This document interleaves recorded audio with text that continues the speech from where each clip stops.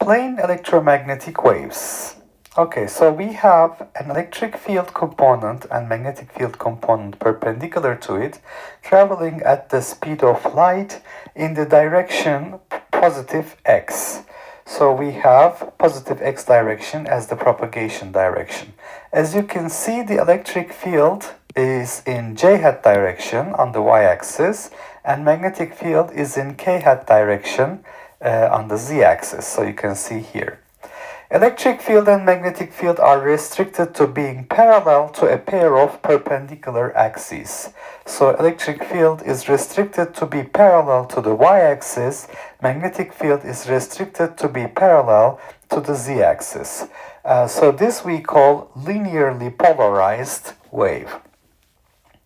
Waves emitted from any position on the YZ plane propagate in the positive x direction in phase. So we have waves created at the YZ plane traveling in the positive x direction.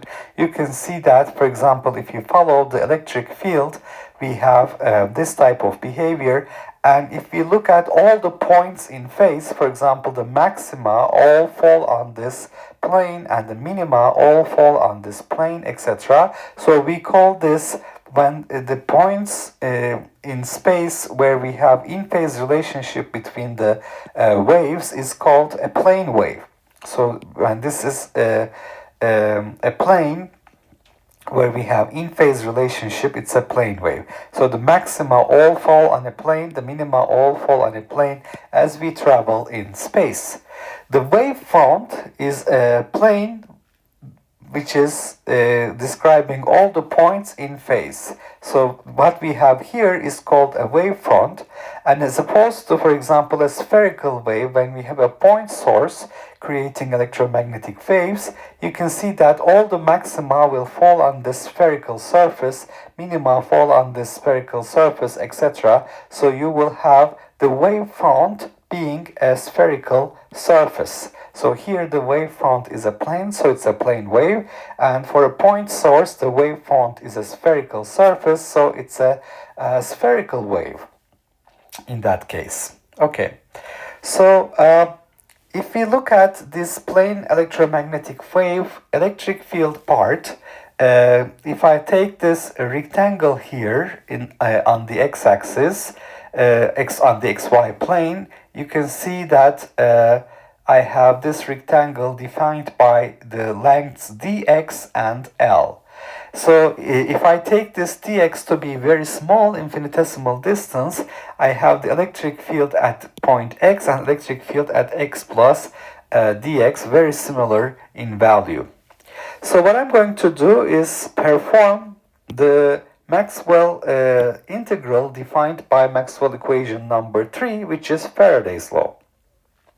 Closed path integral E dot ds must be equal to minus the change in the magnetic rate of change of magnetic flux. So this is evaluated between x and x plus dx for this rectangle with lengths dx and L. Now, as I said, because this dx is very small, electric field at x plus dx can be expanded into a Taylor series for dx approaching 0.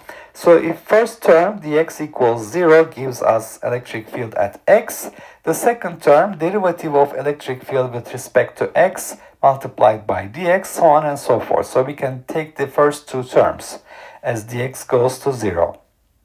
So the closed path integral E dot ds will become the electric field at x plus dx is in the direction of ds, so it's going to be electric field x plus dx, which is going to be a constant on this line, multiplied by the integral of ds, which is L.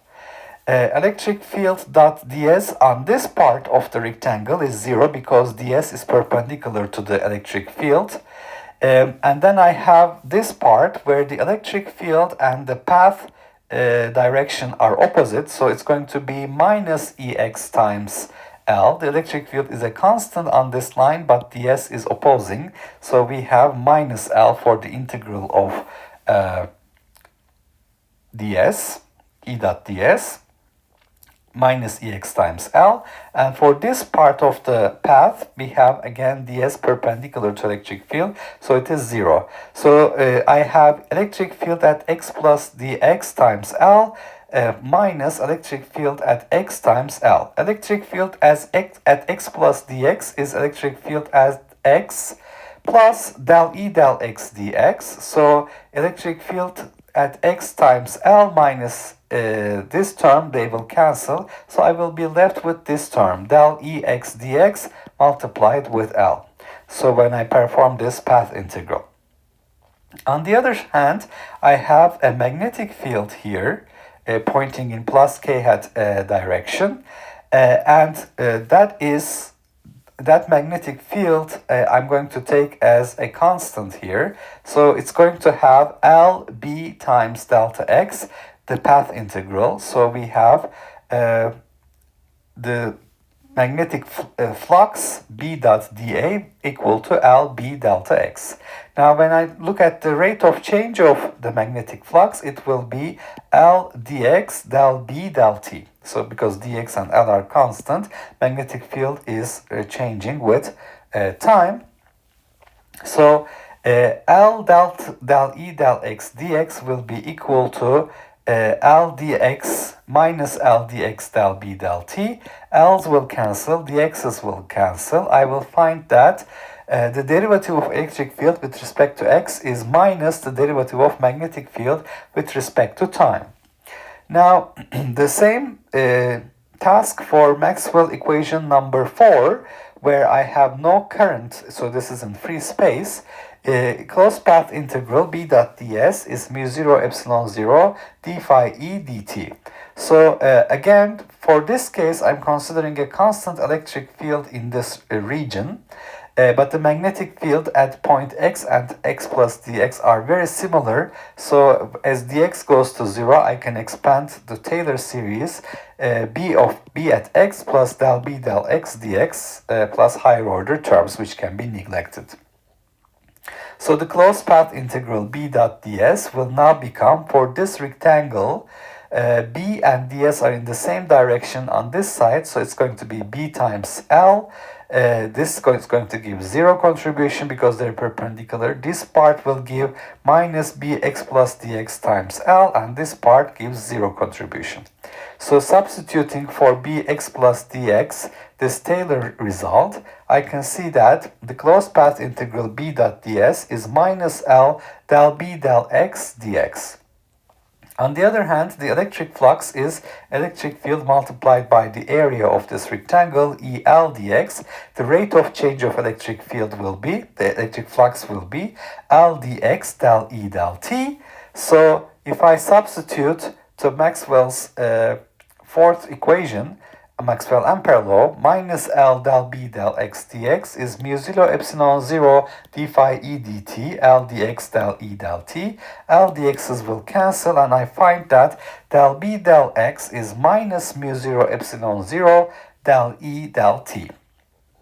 So you can see, looking at Maxwell's third and fourth equation, in free space, I obtained two equations that describe the relationship between electric field and magnetic field.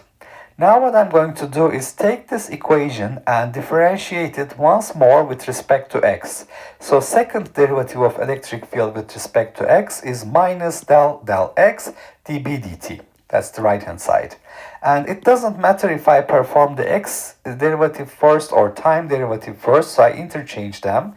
This is going to be minus del t del b del x, and del b del x, I can substitute this result, minus mu 0 epsilon 0 del E del t. So I obtain minus del t minus mu 0 epsilon 0 del E del t. So second derivative of E with respect to x is minus minus becomes plus, mu 0 epsilon 0 del square E del t square. You could do the same exercise for magnetic field. Take a derivative with respect to x of this equation and substitute this result. You would obtain the same result. Del square b del x square is mu 0 epsilon 0 del square b del t squared. Now, why is this so important? Second derivative of f with respect to x equals 1 over v square, second derivative of f with respect to t. This is wave equation. This describes waves. We have 1 over v square here is recognized as 1 over c square. So c is 1 over square root mu 0 epsilon 0, which corresponds to the speed of light.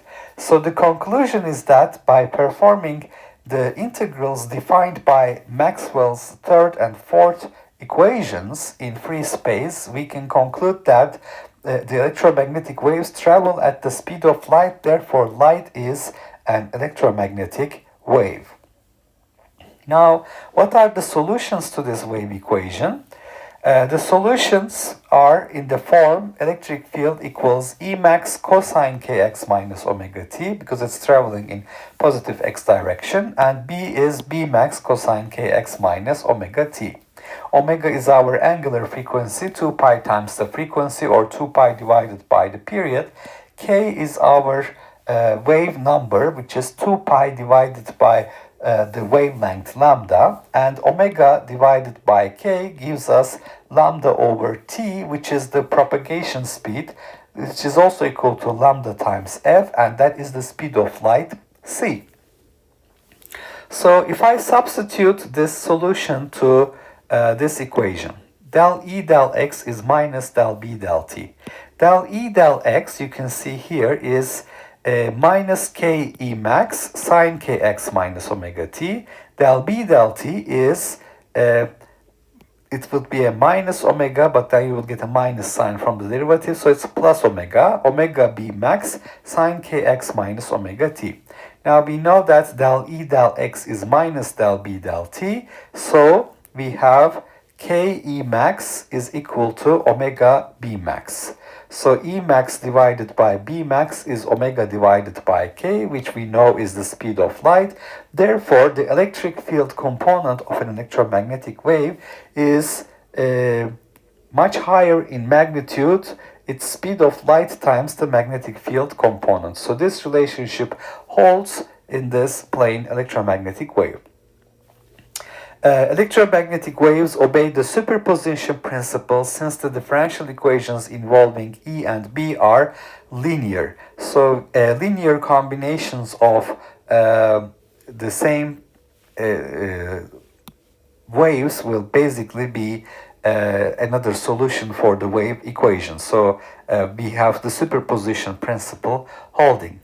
Now you will notice that when you have the electric field in j hat direction, magnetic field in k hat direction, the propagation direction is plus I hat. So if you use the right hand rule, point your four fingers in the positive j hat direction, curl them towards k hat direction, the thumb will point in plus I hat direction. So this right hand rule tells us that this is basically in the direction of E cross B.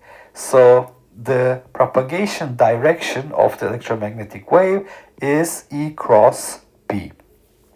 Okay, let's look at an example. A sinusoidal electromagnetic wave of frequency 40 MHz travels in free space in the positive x direction. Determine the wavelength and period of the wave. B, at some point and at some instant, the electric field has its maximum value of 750 newtons per coulombs and is directed along the y-axis. Calculate the magnitude and direction of the magnetic field at this position and time. So the frequency of our wave is 40 megahertz. It's an electromagnetic wave, sinusoidal wave, in free space in positive x direction, traveling in positive x direction. All right, so first we want to determine the wavelength and period of the wave. Because it's an electromagnetic wave, its propagation speed is speed of light. It's the wavelength divided by the period. or wavelength multiplied by the frequency, we can see that the wavelength can be found by dividing the speed of light with the frequency. So that is 3 times 10 to 8 meters per second divided by 40 times 10 to 6 hertz. This gives us, for the wavelength, 7.5 meters. Now the period is basically 1 over the frequency. So we have 1 over 40 times 10 to 6 hertz, and this gives us a period of 25 nanoseconds. Now part B is asking me about a magnetic field maximum value and direction. So we know that Emax divided by Bmax is C. Electric field component has a larger magnitude. So Bmax is basically Emax divided by C. So the value of the electric field magnitude is 750 newtons per coulombs divided by 3 times 10 to 8. So this gives us a magnetic field amplitude of 2.5 microtesla. That's the SI unit. Now, what is the direction? The E cross B is basically magnitude of E, magnitude of B in I hat direction. And I know that the electric field is pointing in Y hat direction. So electric field J hat cross with the magnetic field is EB in I hat direction.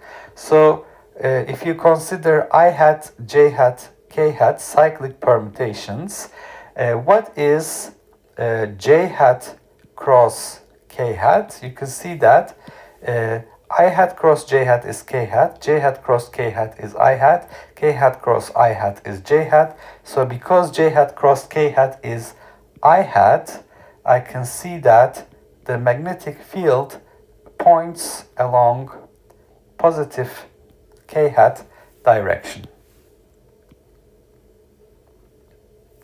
So that's the direction of the magnetic field component at this position and in time. All right, so we have talked about plane electromagnetic waves and spherical waves. The important thing is the concept of a wavefront, which defines all points in space where we have an in-phase relationship for the wave components. So if you have an electric field pointing in plus J hat direction, magnetic field in plus K hat direction, the propagation direction is plus I hat, and it travels at the speed of light, as we show using Maxwell's equations, third and fourth equation. When you have the electric field and magnetic field parallel to a certain axis for all times, it's called a linearly polarized wave. Because the wavefront is a plane, this is describing a plane wave, and for a point source we have, for example, spherical waves where the wavefront is a spherical surface. We have performed the path integral defined by Maxwell equation number 3. Closed path integral E dot ds is minus the rate of change of magnetic flux, and we have done so taking a rectangle with a differential length dx, but on the y-axis the length was L, and we have neglected the variation of magnetic field between x and x plus dx, so we basically consider a constant magnetic field in this rectangle, so dx is small enough to do that. We do the similar task for the Maxwell fourth equation, Maxwell ampere law with no current, mu 0 epsilon 0 d phi e dt is closed path integral b ds for the same rectangle on the xc plane, where we take the electric field as constant on this rectangular region. And doing so, we find that the electric field component and magnetic field components obey these two equations, which by taking another derivative can be shown to be a wave equation with a propagation speed, the speed of light, equals 1 over square root mu 0 epsilon 0, which shows that light is an electromagnetic wave. And the solutions are traveling wave solutions, amplitude Emax cosine kx minus omega t, and we have omega, the angular frequency, 2 pi times frequency, or 2 pi divided by the period. The wave number is 2 pi over lambda, or wave vector is 2 pi over lambda in the propagation direction of the wave. Omega over k is lambda over t, or lambda times f is the speed of light. And by plugging in this solution into these two equations, we see that the electric field magnitude is always the speed of light times the magnetic field amplitude. And the equation that describes this electric field and magnetic field components, the wave equation, is a linear differential equation. So these basically, if two electromagnetic waves meet, we can superpose them. Superposition principle applies. So that would be another solution. And the propagation direction we observe to be in the direction of E cross with B. So that describes the propagation direction of an electromagnetic wave. We've looked at a numerical example for a 40 megahertz sinusoidal electromagnetic wave in free space. We can calculate its wavelength by dividing the propagation speed with the frequency, and the period is 1 over the frequency, and we can find the magnetic field at a point in space where we know the electric field. It's pointing in plus y j hat direction with the maximum value 750 newtons per coulombs, because we know that B max is E max over C.